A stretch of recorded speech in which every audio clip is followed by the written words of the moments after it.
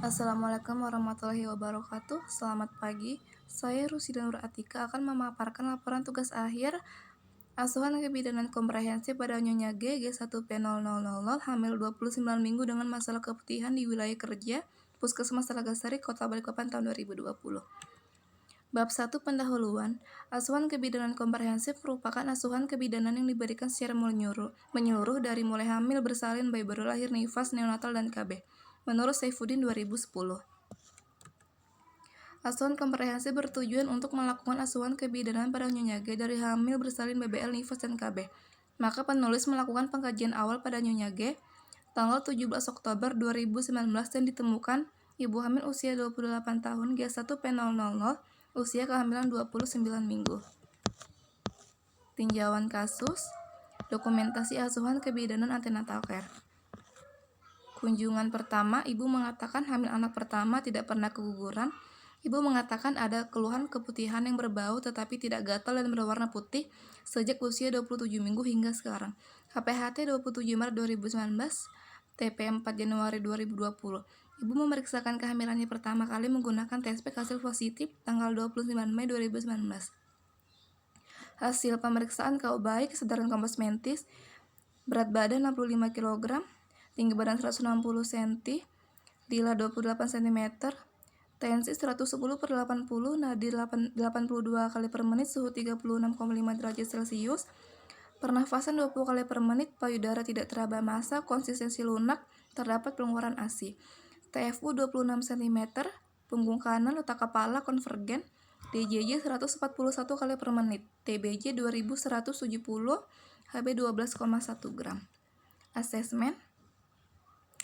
Diagnosa G1P00, janin tunggal hidup intrauterin, masalah keputihan, masalah potensial infeksi vagina, BBLR. Antisipasi masalah, KIE personal hygiene, KIE perilaku nutrisi kehamilan, anjurkan untuk kunjungan ulang 2 minggu lagi. Planning, bina hubungan baik dengan ibu, beritahu hasil pemeriksaan, berikan KIE tentang keputihan, pola nutrisi kehamilan. Anjurkan ibu untuk meminum obat-obatan yang telah diberikan. Anjurkan ibu untuk kunjungan ulang 2 minggu lagi. Kunjungan kedua, ibu mengatakan keputihan sudah berkurang setelah 1 minggu rutin minum obat dari dokter dan sekarang berwarna putih jernih dan tidak berbau dan tidak gatal dan tidak ada keluhan lainnya. Hasil pemeriksaan KU baik, kesadaran kompos mentis, BB 69 kg, tensi 110/80, nadi 82 kali per menit, suhu 36,5 derajat Celcius, pernapasan 20 kali per menit, payudara, terdapat pengeluaran ASI, TFU 28 cm, punggung kanan, letak kepala konvergen. DJJ 145 kali per menit, DBJ 2480 gram. Asesmen G1P00, usia kehamilan 37 minggu, janin tunggal hidup intrauterin. Planning, bina hubungan baik dengan ibu, beritahu hasil pemeriksaan, berikan KIE tentang tanda bahaya.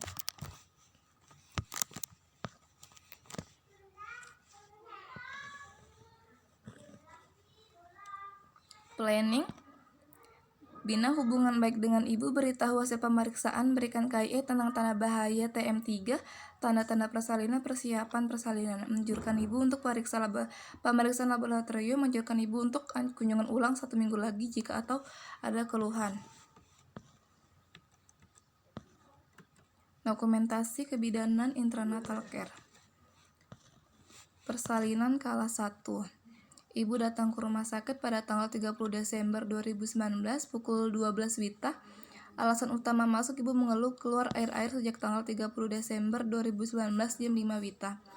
Ini merupakan kehamilan pertama, tidak pernah keguguran. HPHT 27 Maret 2019, TP 4 Januari 2020. Pergerakan janin dalam 24 jam terakhir dirasakan oleh ibu lebih dari 20 kali dalam sehari. Keadaan umum ibu baik, kesadaran kompos mentis, tanda-tanda vital, tekanan darah 110/80, suhu badan 36,8 derajat Celcius, berat badan 71 kg.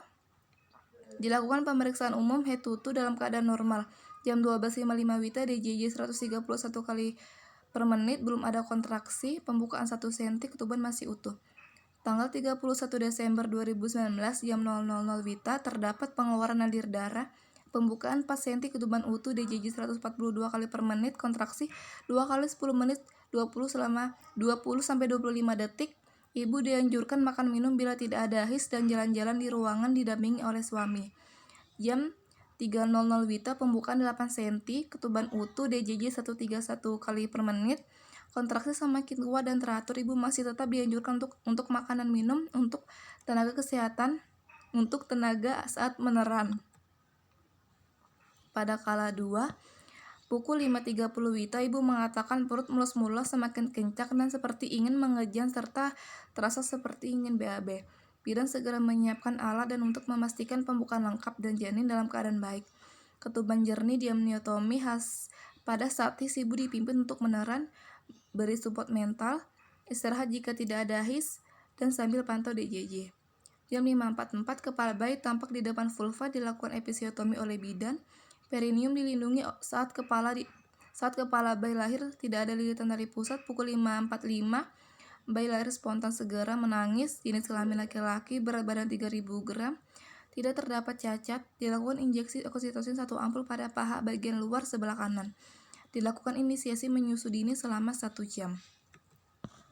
Pada kala 3, ibu mengatakan lega dan bahagia telah melahirkan normal anak pertamanya, berjenis kelamin laki-laki dan masih merasakan mulus pada perutnya. Bidan melakukan peregangan tali pusat terkendali, plasenta lahir lengkap jam 5.50. Setelah itu dilakukan masase uterus, SARA jarum jam dengan gerakan melingkar dengan lembut. Ibu dianjurkan untuk minum perdarahan kala 3 sebanyak kurang lebih 150 cc. Pada persalinan kala 4, ibu mengatakan masih sedikit mulas. Setelah plasenta lahir, dilakukan anestesi untuk penjahitan pada bagian perineum yang robek. Laserasi derajat 2, penjahitan dilakukan selama 10 menit. Setelah itu dicek kembali apakah masih ada bagian yang belum terjahit. Setelah itu ibu dibersihkan serta dipasangkan pembalut untuk memantau darah yang keluar. Ibu dianjurkan makanan minum agar mencegah terjadinya dehidrasi. Ibu dijelaskan dan diajarkan cara melakukan masase uterus pada perut agar tidak terjadi perdarahan. IMD dilakukan selama 1 jam. Setelah itu bidan melakukan pemantauan untuk menilai keadaan umum, TTV, TFU, UC, kandung kemih, jumlah pengeluaran darah vagina setiap 15 menit sekali pada jam pertama dan 30 menit pada jam kedua. Serta dilakukan pemeriksaan suhu hanya 2 kali pada jam pertama dan kedua. Dokumentasi asuhan kebidanan pada bayi baru lahir. Bayi lahir spontan pada tanggal 31 Desember 2019 pukul 5.45 WITA, jenis kelamin laki-laki. Bayi lahir segera menangis, kelahiran tunggal, jenis persalinan spontan, keadaan tali pusat tidak ada kelainan, tidak ada tanda-tanda infeksi dan perdarahan tali pusat, tidak ada perdarahan tali pusat. Langsung dilakukan IMD selama 1 jam, penilaian Apgar score 8/9, keadaan umum bayi baik. Nadi 142 kali per menit, pernapasan 44 kali per menit, suhu 36,7 derajat Celcius. Berat badan 3.000 gram, panjang badan 50 cm, lingkar kepala 33 cm, lingkar dada 32 cm, lingkar perut 31 cm.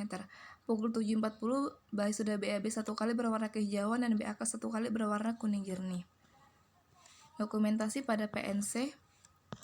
Kunjungan pertama, ibu mengatakan sudah dapat miring ke kanan dan ke kiri, duduk dan berjalan. Ibu mengatakan pengeluaran ASI banyak. Hasil pemeriksaan KU bayi, kesadaran kompos mentis, tensi 110/70, suhu tubuh 36,7 derajat Celcius, nadi 84 kali per menit, pernapasan 20 kali per menit. Payudara terdapat pengurangan ASI pada sebelah kanan dan kiri. TFU 3 jari di bawah pusat, usia keras, kandung kemih kosong. Genitalia perdarahan sedang, lochia rubra, tidak terdapat tanda-tanda infeksi pada perineum.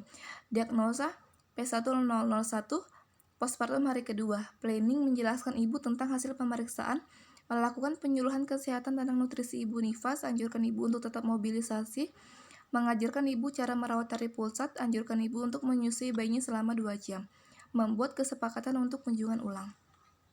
Pada kunjungan PNC kedua, ibu mengatakan darah yang keluar sudah mulai berkurang, ASI masih keluar banyak. Hasil pemeriksaan KU bayi, kesadaran kompos mentis, tensi 120/80, suhu tubuh 36,7, nadi 84 kali per menit, pernapasan 20 kali per menit. Payudara terdapat pengeluaran ASI, TFU setengah pusat simpisis, kontraksi uterus baik, dan kandung kemih kosong. Genitalia pengeluaran darah sanguinolenta.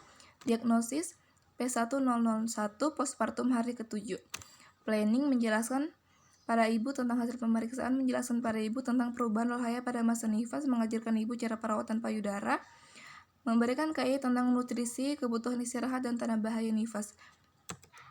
Pada kunjungan ketiga, ibu mengatakan darah yang keluar sudah tidak banyak, tensi 110/70, suhu 36,5 derajat, nadi 80 kali per menit, pernapasan 20 kali per menit. Payudara terdapat pengeluaran ASI kanan dan kiri. TFU sudah tidak teraba, kandung kemih kosong. Genitalia pengeluaran lochia alba. Asesmen P1001 postpartum hari ke-29 planning menjelaskan hasil pemeriksaan pada ibu, mengingatkan ibu untuk selalu menyusui bayinya sesering mungkin, memberikan KI tentang KB. Dokumentasi kebidanan pada neonatus. Pada kunjungan pertama, hasil pemeriksaan KU baik, nadi 128 kali per menit, pernapasan 42 kali per menit, dan suhu 36,7 derajat Celcius. Berat badan 3.200 gram, PB 50 cm, LK 33 cm, LD 32 cm, ILA 11 cm. Terdapat tali pusat dengan 2 vena, 1 arteri. Tali pusat tampak putih segar, kulit tampak berwarna kemerahan, ekstremitas pergerakan tangan dan kaki aktif, refleks normal. Asesmen neonatus cukup bulan sesuai masa kehamilan usia 2 hari. Planning memberitahu hasil pemeriksaan bayi, melakukan perawatan neonatus seperti menjaga kebersihan bayi dan nutrisi yang adekuat untuk bayi, meningkatkan hubungan interaksi antara orang tua dan bayi, membuat kesepakatan untuk dilakukan kunjungan ulang. Pada neonatus kedua, hasil pemeriksaan nadi 147 kali per menit, pernapasan 43 kali per menit, dan suhu 36,6 derajat Celcius. Berat badan 3.300 gram. Tali pusat terlepas pada hari kelima dan tidak ada tanda-tanda infeksi. Pergerakan aktif, refleks normal. Asesmen neonatus cukup bulan sesuai masa kehamilan usia 7 hari. Planning beritahu ibu hasil pemeriksaan bayi, menjelaskan perawatan neonatus seperti menjelaskan tanda bahaya bayi, menjaga kehangatan tubuh bayi, membuat kesepakatan untuk dilakukan kunjungan ulang. Pada kunjungan ketiga, hasil pemeriksaan nadi 138 kali per menit, pernapasan 40 kali per menit, dan suhu 36,5 derajat Celcius. Berat badan 3.900 gram. Tidak ada tanda-tanda infeksi pada tali pusat. Pergerakan aktif, refleks normal.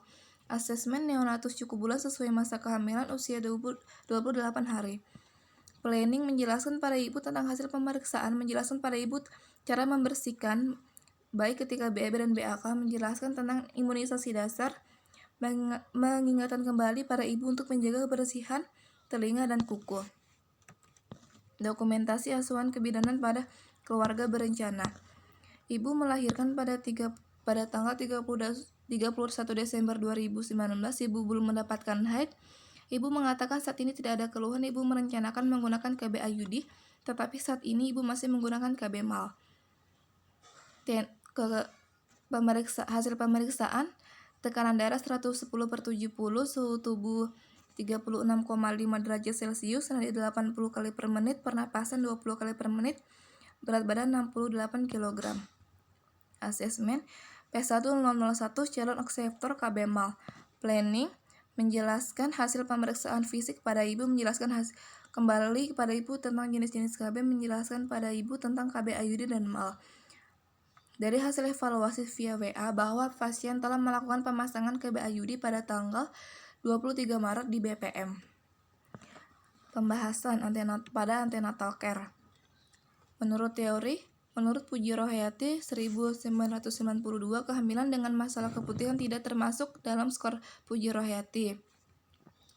Pada studi kasus, hasil pengkajian yang dilakukan pada Nyonya G pada tanggal 17 Oktober 2019, ibu sedang hamil anak pertama dan tidak pernah keguguran.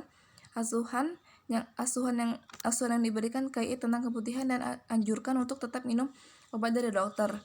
Terdapat kesesuaian antara teori dan praktek. Menurut Manuaba 2010, ukuran TFU pada usia kehamilan 28-29 minggu adalah 26,7 cm. TFU dalam senti yang normal harus sesuai dengan usia kehamilan. Jika kurang hanya 2 cm masih dapat ditoleransi, tetapi jika lebih kecil dari 2 cm maka gangguan pertumbuhan janin, dan jika lebih besar 2 cm kemungkinan terdapat terjadi bayi besar. Pada hasil pemeriksaan Ibu sedang hamil anak pertama dan tidak pernah keguguran. Asuhan yang diberikan KIE tentang pola nutrisi ibu hamil. Terdapat kesesuaian antara teori dengan praktik. Menurut Jana 2012, berdasarkan kadar Hb pembagian anemia pada ibu hamil yaitu anemia ringan 9-10 gram, anemia sedang 7-8 gram, anemia berat kurang dari 7 gram. Pada saat kunjungan kedua yaitu tanggal 14 Desember, Nyonya G belum ada periksa laboratorium. Pada kunjungan ketiga, tanggal 24 Desember 2019, Nyonya G sudah periksa laboratorium dengan hasil Hb 10,1. Asuhan yang diberikan adalah KIE penjagaan anemia pada kehamilan. Terdapat kesesuaian antara teori dan praktik. Pembahasan pada INC pada kelas 1 menurut Prawiroharjo 2014 yaitu infarto ditandai dengan keluarnya lendir darah karena serviks mulai membuka dan mendatar kala dimulai dari pembukaan 0 sampai pembukaan lengkap atau 10 cm. Lamanya kelas 1 untuk primigravida adalah kurang lebih 12 jam, sedangkan pada multigravida kurang lebih 8 jam. Kemajuan persalinan pada Nyonya G dari kelas 1 hingga ke pembukaan lengkap selama 17 jam. Ini terdapat kesenjangan antara teori dan praktik. Pada kala 2, menurut Prawiharjo 2014, tanda dan gejala kala 2 persalinan ibu merasa ingin meneran bersamaan dengan terjadinya kontraksi. Ibu merasakan adanya peningkatan tekanan pada rektum dan vaginanya, perineum tampak menonjol, vulva tampak membuka dan meningkatnya pengeluaran lendir darah bercampur darah. Pada pukul 5.30 WITA, ibu tampak ingin mengajian, perineum tampak menonjol, vulva dan sphincter anus tampak membuka. Ini terdapat kesesuaian antara teori dan praktik. Pada kala 4, menurut Prawiharjo 2010, lamanya kala 2 pada primipara rata-rata 1 jam dan multipara rata-rata 30 menit. Dilakukan pemeriksaan dalam pukul 5.30 didapatkan pembukaan lengkap. Bayi lahir 5.45, kala 2 berlangsung selama 15 menit. Ini terdapat kesesuaian antara teori dan praktik. Kala 3, menurut Prawiharjo 2014, tanda-tanda pelepasnya plasenta yaitu adanya perubahan bentuk dan tinggi fundus, tali pusat memanjang, semburan darah tiba-tiba. Pukul 5.45, bayi lahir, plasenta belum keluar. Pada pukul 5.50 terdapat tanda-tanda plasenta keluar, yaitu uterus berkontraksi, tali pusat memanjang, dan semburan darah mendadak. Tersebut terdapat kesesuaian antara teori dan praktik. Pada kala 4, menurut Saifuddin 2010 dilakukan pemantauan kala 4 yaitu kala pengawasan atau pemantauan setiap 15 menit pada 1 jam pertama dan setiap 30 menit pada jam kedua. Pasca persalinan meliputi tekanan darah, nadi, TFU, kontraksi uterus, konotomi, dan perdarahan vagina. Pada praktik dilakukan pemantauan kala 4 persalinan setiap 15 menit pada 1 jam pertama dan setiap 30 menit pada jam kedua. Dengan hasil keadaan Nyonya G dalam keadaan baik. Terdapat kesesuaian antara teori dan praktik. Pada bayi baru lahir, menurut Sukarni 2013 bahwa bayi normal sampai 6 dan bayi asphyxia berat apabila nil Apgar score 0-3. Pada pukul 5.45 WITA, bayi lahir spontan, pervagina, segera menangis, usaha nafas baik, tonus otot baik, tubuh bayi tampak kemerahan, jenis kelamin laki-laki. Setelah dilakukan penilaian Apgar score, didapatkan hasil 8/10. Ini terdapat kesesuaian antara teori dengan praktik. Menurut Saifuddin 2010, bayi baru lahir normal memiliki ciri-ciri berat badan 2.500 sampai 4.000 gram, panjang badan 44-53 cm, lingkar kepala 31-36 cm, lingkar dada 30-33 cm, lingkar lengan lebih dari 9,5 cm. Menurut Muslihatun 2011, bayi baru lahir normal adalah bayi yang lahir dengan umur kehamilan 37 minggu sampai 42 minggu. Pada praktik, Nyonya G berusia 39-40 minggu. Hasil pemeriksaan fisik pada bayi Nyonya G didapatkan hasil berat badan 3.000 gram, PB 50 cm, LK 33 cm, LD 32 cm. Ini terdapat kesesuaian antara teori dengan praktik. Pada postnatal care, Menurut Suherni 2010, karena telah sehabis bersalin ibu harus istirahat, tidur terlentang selama 8 jam pasca persalinan, kemudian boleh miring-miring ke kiri dan ke kanan untuk menjaga terjadinya trombosis dan tromboboli.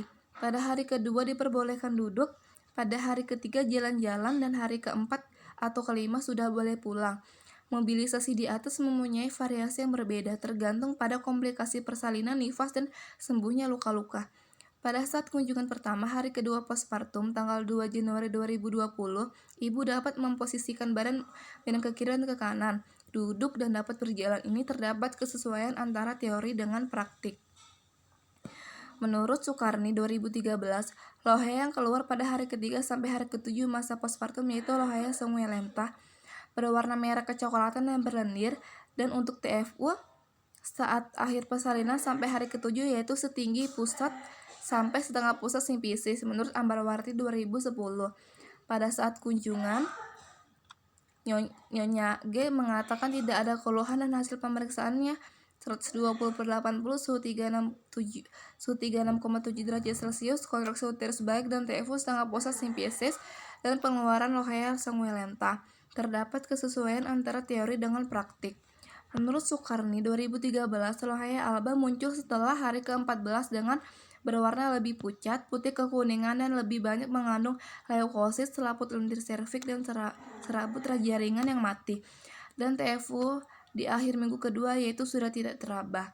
Pada kunjungan ketiga, Nyonya G tidak ada keluhan, kontraksi uterus yang baik, TFU tidak teraba, dan pengeluaran lohea alba. Terdapat kesesuaian antara teori dengan praktik. Pembahasan neonatus. Menurut Anik 2010, manfaat pemberian ASI selama beberapa hari pertama membuat rahim berkontraksi dengan cepat dan memperlambat perdarahan. Pada tanggal 2 Januari 2020 pukul 13.30 dilakukan kunjungan neonatal 1, yaitu usia 2 hari. Dari hasil pemeriksaan didapatkan hasil keadaan umum baik, bayi menangis kuat, refleks bayi baik, bayi menyusu dengan kuat secara on demand. Nadi 128 kali per menit, pernapasan 44, suhu 36,7 derajat Celcius, tali pusat tidak teraba, tidak ada tanda-tanda infeksi, bayi telah BAK 1 kali dan BAB 1 kali. Ini terdapat kesesuaian antara teori dengan praktik. Menurut Debkes 2010, penting untuk mengetahui tanda bahaya pada bayi agar bayi akan cepat mendapat pertolongan sehingga dapat mencegah kematian, karena bayi banyak meninggal disebabkan salah satunya terlambat mengetahui tanda-tanda bahaya. Pada tanggal 7 Januari 2020 pukul 15 WITA dilakukan kunjungan neonatus kedua, yaitu usia 7 hari. Keadaan bayi baik, nadi 147 kali per menit, pernapasan 43 kali per menit, suhu 36,6 derajat Celcius, kulit bayi tampak kemerahan, tali pusat terlepas pada hari kelima, dan tidak terdapat tanda-tanda infeksi. Ini terdapat kesesuaian antara teori dengan praktik. Menurut Saifuddin 2010, imunisasi adalah upaya memberikan kekebalan aktif pada seseorang dengan cara memberikan vaksin dengan cara imunisasi, sehingga seseorang akan memiliki kekebalan terhadap penyakit dan tidak akan mudah terkena penyakit infeksi berbahaya. Pada tanggal 28 Januari 2020 pukul 15 WITA dilakukan kunjungan ketiga dengan hasil keadaan umum bayi baik, nadi 138 kali per menit, pernapasan 40 kali per menit, suhu 36 derajat Celcius, tali pusat sudah terlepas pada hari kelima dan tidak ada tanda-tanda infeksi. Saat ini bayi sudah mendapatkan imunisasi polio, sedangkan imunisasi yang lain belum diberikan. Ini terdapat kesesuaian antara teori dengan praktik. Pada kunjungan keluarga berencana, menurut Sulistiawati 2013, tujuan ber-KB yaitu untuk membentuk keluarga kecil sesuai dengan kekuatan sosial ekonomi suatu keluarga dengan cara pengaturan kelahiran anak agar diperoleh suatu keluarga bahagia dan sejahtera yang dapat memenuhi kebutuhan hidupnya. Tanggal 30 Januari 2020 dilakukan kunjungan KB. Ibu mengatakan ingin menggunakan KB untuk menjarakkan kehamilannya agar membentuk keluarga kecil yang bahagia dan sejahtera dengan menggunakan KB yang efektif dan jangka panjang.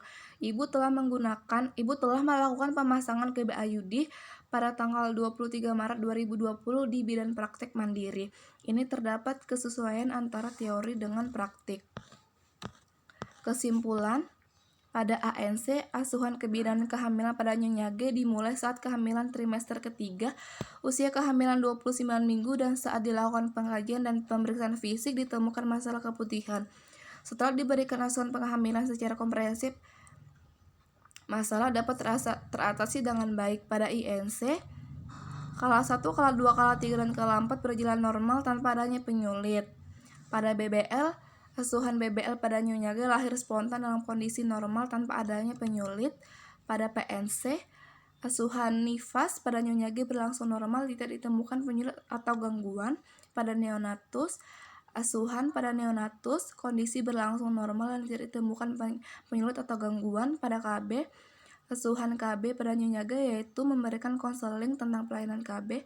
Setelah diberikan konseling, Nyonya G memutuskan untuk menggunakan KB IUD dan akan memasang KB pada tanggal 23 Maret 2020. Terima kasih. Wassalamualaikum warahmatullahi wabarakatuh.